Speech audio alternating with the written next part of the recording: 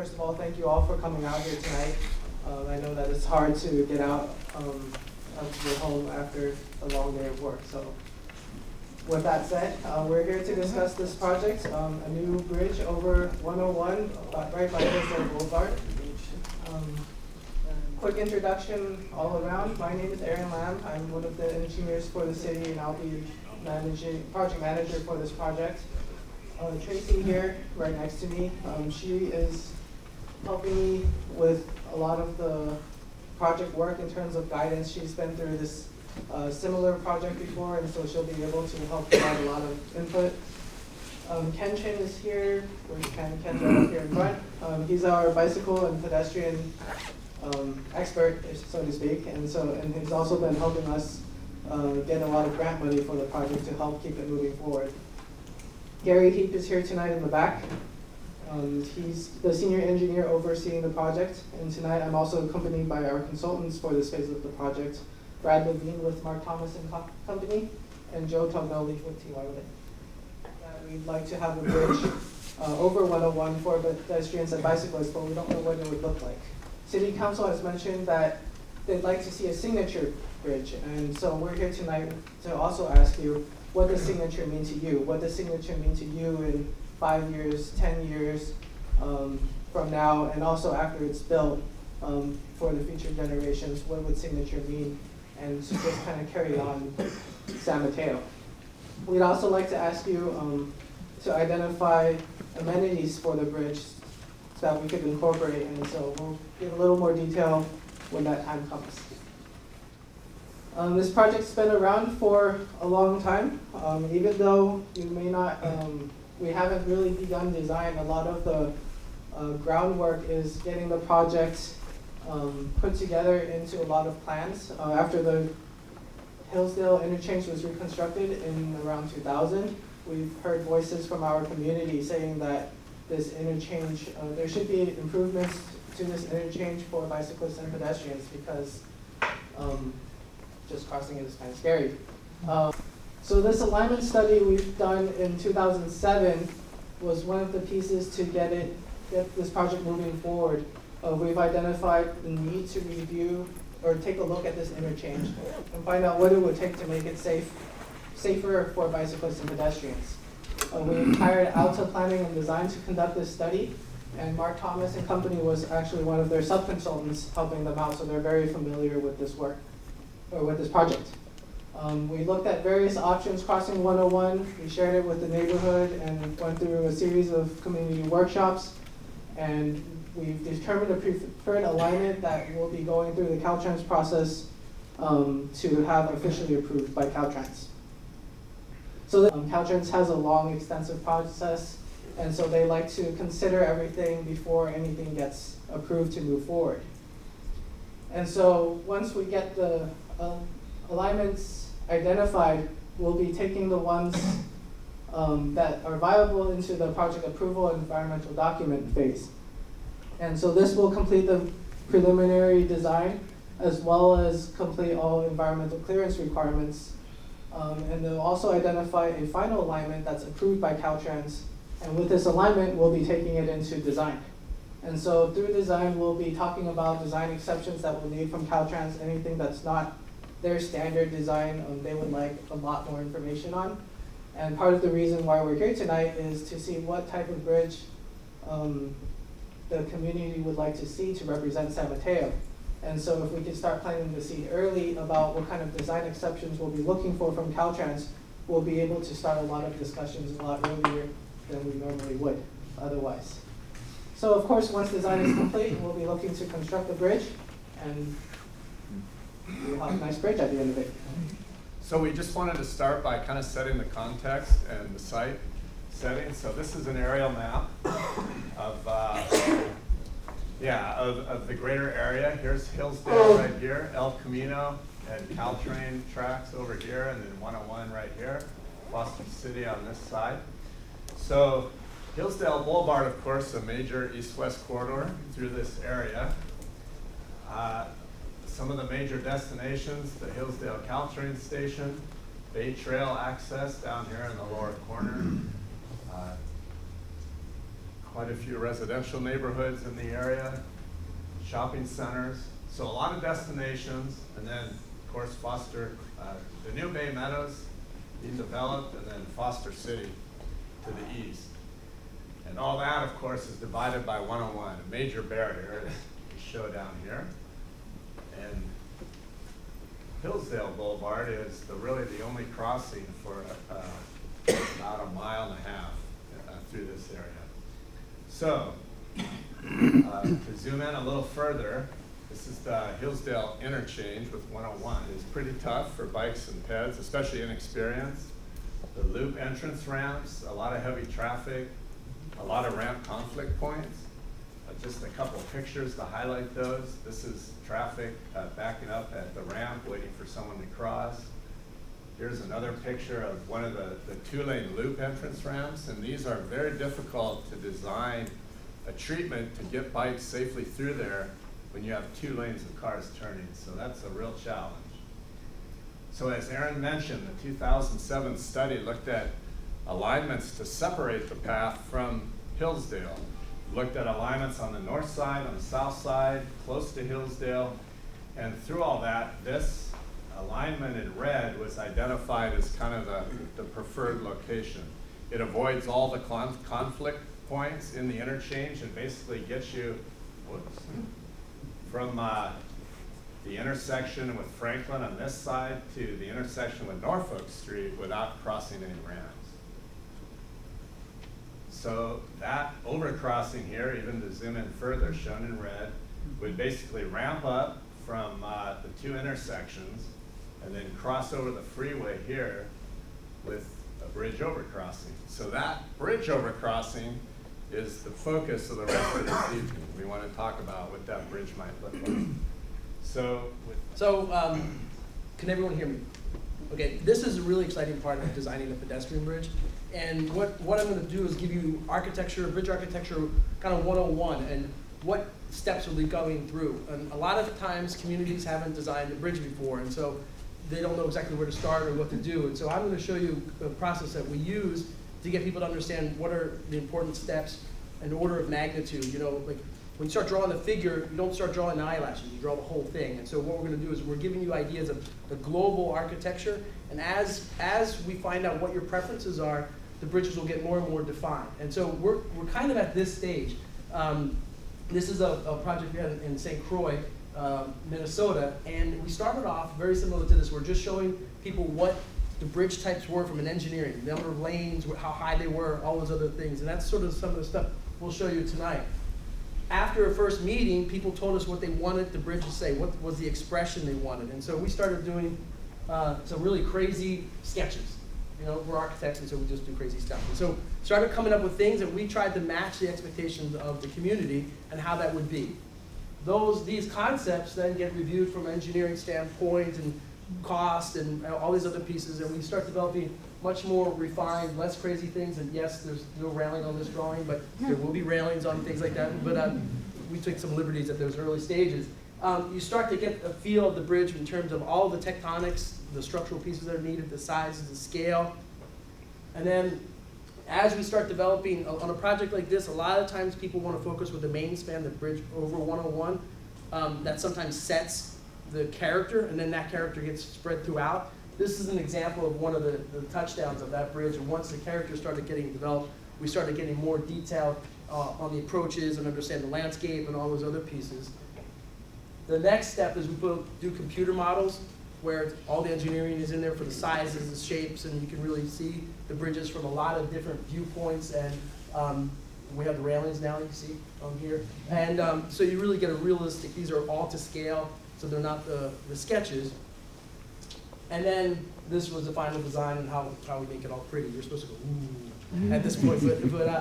But this is kind of the overview of the process that we're going to go through. And so we're at the very, very beginning. I think it's one of the most exciting ones because everything's on the table, all the things you want to see, what's important to you. We want to hear that and then come up with some ideas that reflect what you want the bridge to say about San Mateo and the community. And personally, for me, bridge architecture is sculpting what's needed to be there to have an expression. It's not what it used to be. This is a very beautiful bridge. This is the Louis XIV bridge in Paris. It's basically an open spandrel bridge with a lot of stuff on it, you know, just decoration. And that's very expensive, really expensive to maintain. And it was great back when it was built, but not so much now. What I try to do is take the structure that is there and sculpt it to say something. And so, again, this is very early in the stage, these are two bridges designed by famous architects. And this one was designed by Palladio. And, okay, when do you think this bridge was designed? Give me an idea. What year? Just shot. 1960? Earlier. 1980? Late 30s. Late 30s? Come on, give me one other one. 1860. This bridge was designed in 1502 by Leonardo da Vinci.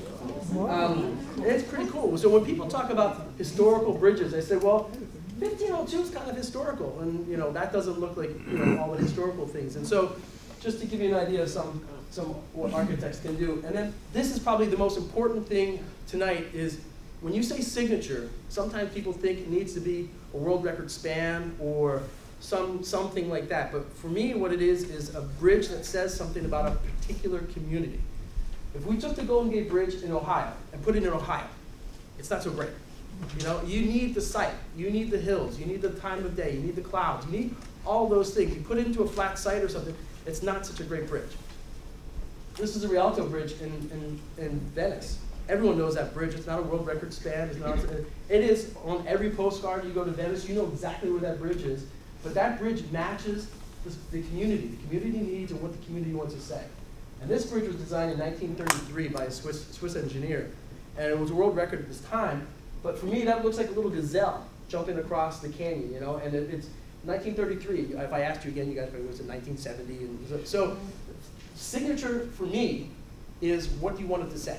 When people see it, what do they want it to say? Oh, that's San Mateo. That's what it means. And then particularly in a pedestrian bridge, scale is very important because you see it from distances, you're using it. Pedestrians and bicycles are using, the materials are going to be very important, but it also has to fit within the larger context. You have to think about the speeds that are people going. Some people, depending on time of day, on 101 will be going 70 or 5 miles an hour, but you know, there's all different speeds and what's going on, and so you have to think about it in the overall context. And by the way, most of these bridges are mine, so just this is the Hoover Dam Bridge, and this is an early study for the Bay Bridge. But the scale and how it all fits and speeds and where people are going to see the bridge has a lot to do with the character as well. This is really cool. So this is a tunnel going onto a bridge in Japan. It was designed by Pei. And I showed you this because it's really important. This is a tunnel, a bore, a circular bore going into a mountain, right? When you're going into the tunnel, it looks like a circle, right? But Pei, being as creative as he is, and this is the cable stay bridge on the other side of it, he put the face of the bore on an angle. So when you're coming out of the tunnel, you don't read a circle, you read an ellipse. And see how this ellipse relates to the shape of that arch? You don't get it going the other way. You see that shape of the arch in the circle. So you can design the bridge depending on the direction and your perception to have a different experience. And most bridges are designed to have the same experience in both ways, and it gets kind of boring. But you can design it in a way that, depending on your direction of travel, could be completely different if that's important. Isn't that cool? And then, Joe, this is your part. No, you can keep going. Go through these ones, Mike. I'll go through these? Yeah. So the expression that structures can have, and we have a whole bunch of things to show you. So these are cable stayed bridges, and you guys are all probably familiar with this. This is Calatrava's bridge up in Reading. This is the Puente Centenario bridge that we designed over the Panama Canal. This is a pedestrian bridge I did in China, and this is in England, where just we're showing you that you can have something that's very stable. It's very uniform. You look at it, you're not, there's no kinetic nature. You could design it in a way where it's something like this, where the way that it's designed has an implied kinetics with the way the cables are going, the angles of the masts are going. You can incline the tower, which has also very asymmetrical feelings to it. This is just really cool. This is an architect came up with this idea, and I love this image. It's a very dreamlike feeling that you have going through it, and that was the way he designed that bridge, is to make it have this very kind of mystical, great feeling. Or this one's kind of heavy. They wanted a heavy, massive bridge in that site, and so they designed it to make it look really heavy. Suspension bridges. This is Joe's project in San Diego. This is Harbor Drive. If you go down to see the Padres play. This is the same bridge. This is designed by Schleich, a German engineer, where what was really important in this project was lighting the deck, not necessarily the cable. So what is happening is there a cable that goes from here up to the tower and down here, and there are hangers that go support it. You can see it here during the day. But they wanted to design so it was, you kind of floated. You saw the sidewalk, you didn't see the structure so much during the day. This is a bridge, this is in England, right, Joe? This one? Yeah. This is a Millennium Bridge in London, suspension bridge. You probably heard about this one. And this is also one in Japan, where it's a suspension bridge designed to be up in the canopy of the trees and have the experience of going through the trees and not really touching the ground and having a very small footprint. Arches, I already showed you these. Arches are really exciting. For a long time, arches weren't built in the United States. FHWA didn't like them because they weren't redundant. They didn't have, if something broke, the whole thing would fall apart. That's not the case anymore. We're designing them very differently. So arches are very, very popular. This is in Australia where there's one rib that goes across, and instead of having hangers, has big steel members that go through it. And this is in northern England. It's designed by Wilkinson Air. It's called the Gateshead Bridge, and it was designed to be mostly it's a pedestrian bridge on a flat condition. When a tall ship would come through, the whole thing rotates up and lets the ships go through, and then it goes back down. Kind of cool. And these are, a lot of the times when people talk about girder bridges, they think of very boring structures. And these are trusses / girders, where this is a bridge where, you see the noise wall was continued along across the bridge, and it had these little slotted openings so you could see it. And there's a real sense of mystery of how this thing is supported. You know, your intuition thinks there should be a column or something, but they intentionally kept it free floating and being cantilevered off the side. And these are just crazy. You know, this is just this glass. This is a glass roof, and then they built this in the Czech Republic. And this is another versions of trusses, where trusses don't have to be, you know, the old Buick commercial, not your grandfather's Buick anymore. You know, the trusses have been designed to be really, really interesting. So they don't have to be really like railroad trusses anymore. You can be really, really well fun. This is that one I showed you before from inside. So you have this real big truss structure above with glass and some hangers holding the deck up. And these are some more trusses. And these are girders. These are really kind of crazy girder. This is up in Seattle. This is a land bridge where the landscape literally comes up onto the bridge and across the bridge and then back down the other side, so you don't feel like you've left the landscape on either side. It's not like landscape, bridge, landscape. It's just landscape all the way across. And these are some funny ones. This is in Denmark, where that was an old fort, and they wanted to use it as a tourist thing, and they didn't want a bridge in there, so they figured out how could you design something that wouldn't interrupt the landscape. So those crazy Dutch, they sunk the bridge into the moat. So when you walk across, you're walking in the water, and then up this is the wall to the fort. And that's what it's like. This is in China. She's not really happy about walking on that bridge, but I told you the experiences you could get about that. And this is over the Colorado River. It's an Indian reservation where they put a bridge of cantilevers across the Colorado River, really, really high up in the air with a glass deck. And these are just crazy architect stuff. I love this one. It's a trampoline bridge. It's not so great for ADA or bikes, but it's kind of fun. The idea of like bouncing across it. This one is an amphitheater in the middle of the water. This one, the bridge deck wraps around and creates a space inside and protection, so if you want to meet someone. And this one is a small bridge in London that in the down position is like this, and it literally rolls up in case a boat wants to come through, and it rolls into the circle. And then these are shell structures. These were really popular in the 60s a lot of the times, and modern engineering allows us to do it now, where they are basically a shell piece with the very thin hangers that hold the walkway up. And that's it for me. Yeah. Thanks. Thank you. Great, thanks, Michael. So Michael went through some of the different bridge types, and now I want to show you just some specific pedestrian bridges that were done that are expressions of some of these bridge types. So just kind of looking at some some pedestrian bridge type options. And again, be thinking of the different components that, you know, you want to see expressed as the signature structure for San Mateo. The Caltrans staple, you know, if Caltrans were building the bridge, you'd probably get that. So just a basic concrete, pre-stressed concrete box girder bridge. It's probably the most cost-effective structure that there is, and just pretty basic and simple. But you can do other things to enhance a simple box girder bridge, and this is the one that we did at Belmont Avenue. And you can see that basically, you know, this is a box girder bridge, but there's some things that were done to enhance it, economically enhance it. You can see that, you know, we have a railing as an expression, you know, the blue painted railing. You can see that the concrete is all colored, and you can see the forms that are used for the superstructure and for the columns are unique to give it an enhanced aesthetic and architectural appearance. And then, of course, you can see the curves in the bridge to give it, you know, a more dynamic feeling and kind of make it more interesting than just a straight bridge right across the road. This is a bridge I designed in San Diego. It's the Rose Creek pedestrian bridge, real long span, but you can see that it's a box girder bridge also, but you can see that by haunching it, you're able to lengthen that span. It's a 260-foot clear span.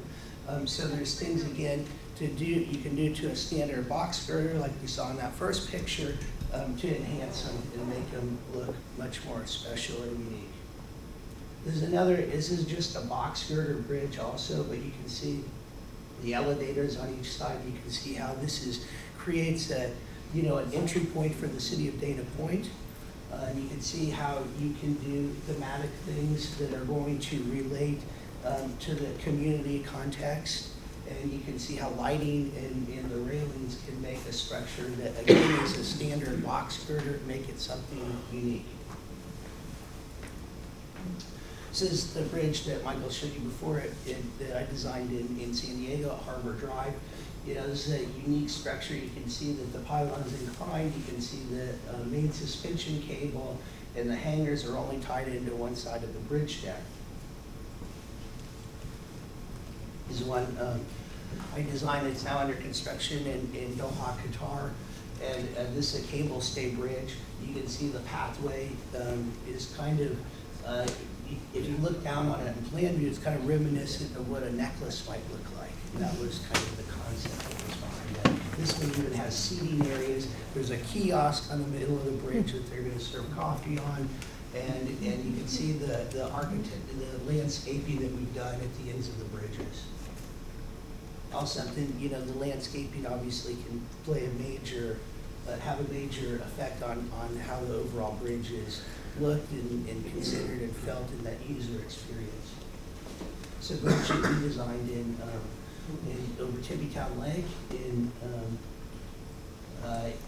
it's an arch bridge, and you can see here again that there's certain things that have been done to make this more unique. The use of the canopies here, and you can see the lighting and the railings also add to the overall architectural features of the bridge.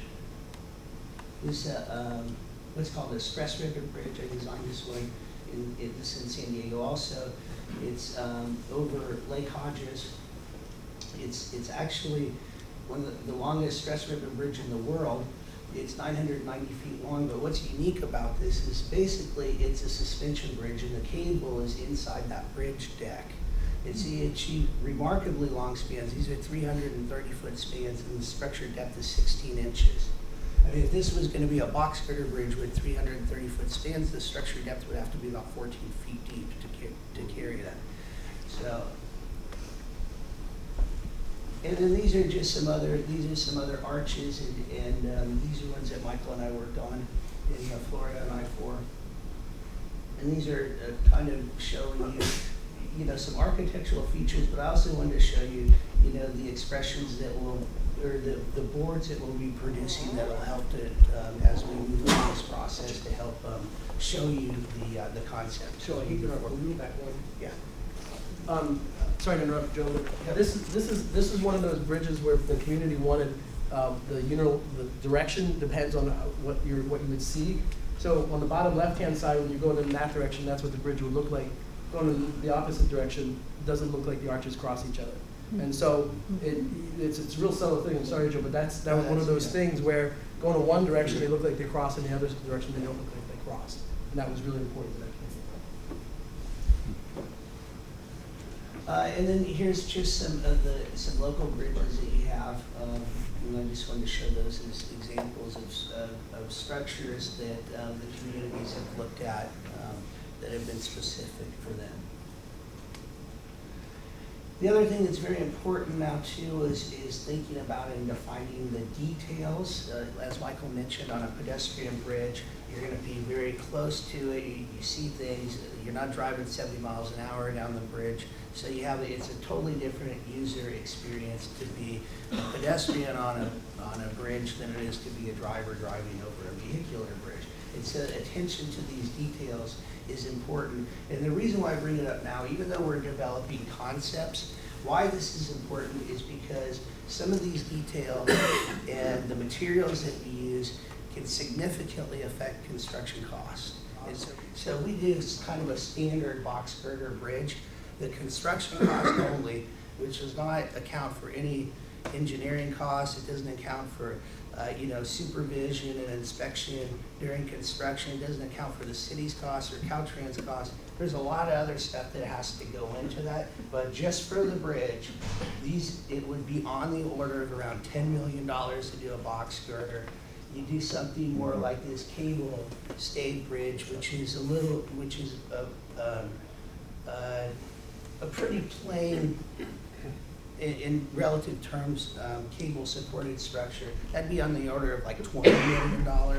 And then something like Harbor Drive, where it's a unique type of a structure, self-anchored suspension bridge, support on one side, that kind of stuff. That'd probably be in the $30 million range. So those just kind of give you some idea of what we're looking at for a cost. Is the middle one? I'll just step through these real quick. These are taking some of those standard forms that we talked about, box girder, cable stay, and imposing those on the site. So these are just very simple renderings that show basically our site context for a structure. And again, what I wanted to do with these is not say, okay, we've developed a box girder here and take a look at it and tell me if you like it or not. But are there certain elements that you do like in it, and trying to express how that does fit into the site and how the site context is critical in developing these concepts. So this just shows, different types of railings that we might have on a structure like that. This is basically the box girder bridge, but doing something like with a canopy, adding some kind of canopy on it to kind of make it more interesting, provide some shade and protection for the pedestrians, and give it, an experience not only for the user on the bridge, but also for people driving along Highway 101. But you can see how it makes it much more interesting for the user experience to be walking over something that has some kind of covering or something sticking up from the sides and just over a box girder bridge. And then you could do something that would be more thematic, maybe, looking again how the bridge fits in to the site context and how it relates to architecture around us. So there's things that we could do. Maybe it would have some kind of architectural or a Spanish type of theme. And then this is just a depiction of maybe what some kind of cable stay bridge might look like. This one has a very organic form for the tower, but towers can be anything on a cable stay bridge. It can be much more angular, less organic. We have a canopy that's over here that's shown, and supported by the stays to add interest and help to further that user experience and define that experience for the pedestrians and users. And then this is kind of a much more modern type of a structure where it would be, this is like a helical type of truss bridge.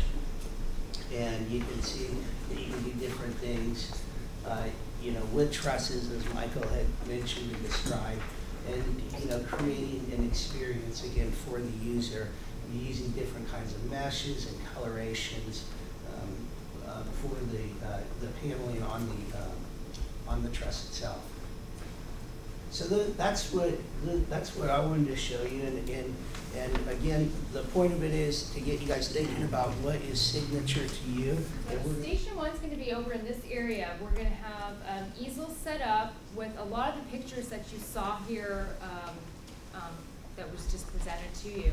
And you can come, we're going to hand you stickers, and the non-red stickers mean you like it. So you would put it on the various pictures that you see. If you really dislike something, we're asking you to put red stickers. And there's going to be a variety of pictures on here, and a lot of them were very nicely presented by Michael and Joe. And then we're going to have 2 stations on either side of the room, Station 2 and Station 3. On the back of the agenda, if you picked up agenda coming in, there's post-its with questions posed. Station 2 asks, what does a signature mean to you? And it's kind of what we've been talking about for the last 20 minutes. And we're looking for, it's a personal question. What does signature mean to you? Jot down a couple things, slap it on the post-it, and then put it at Station 2.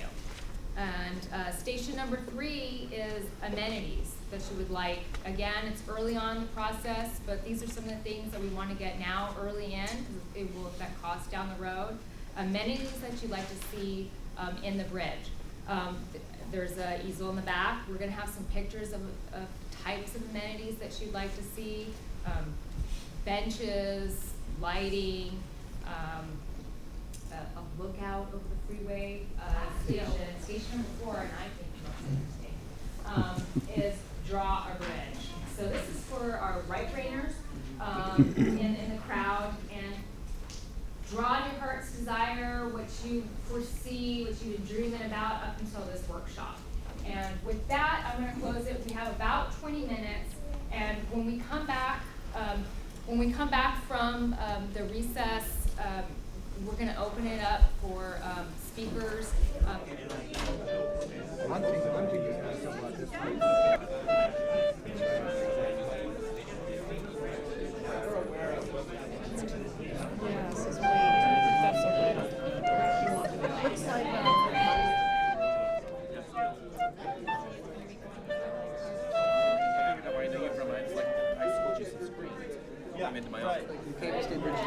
There's a larger element. Like this is lighting, right? That's canceling out. So something like this works because there's surface area. You can light things and you can see it. Thank you. Welcome.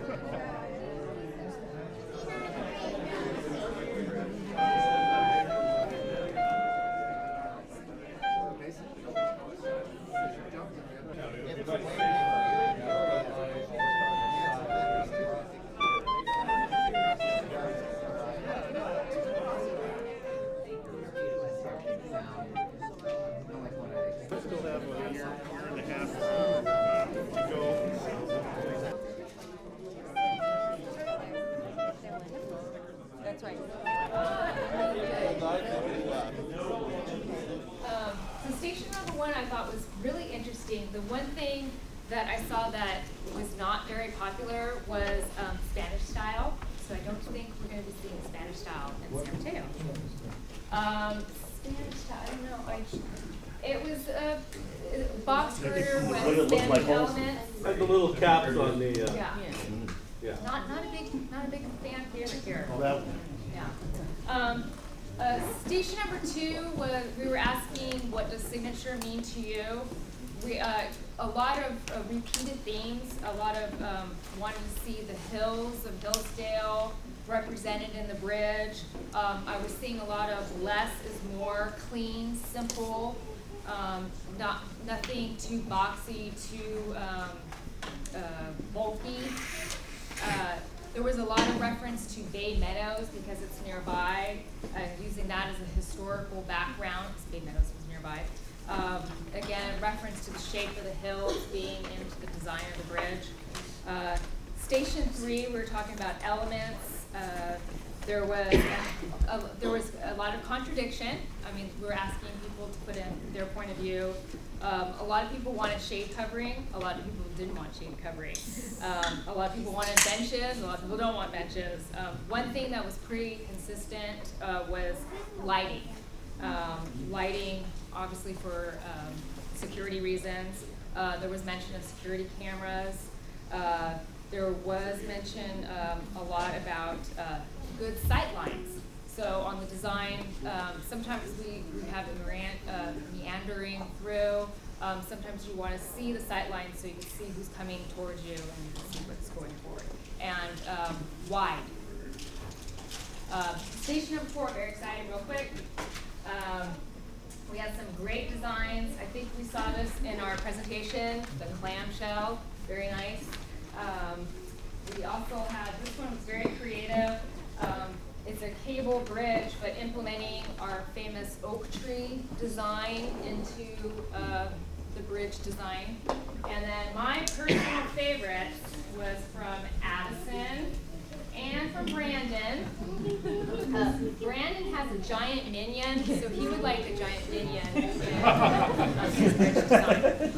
So if we can incorporate, in order to stay up to date, we have a project website, hillsdalebridge.com.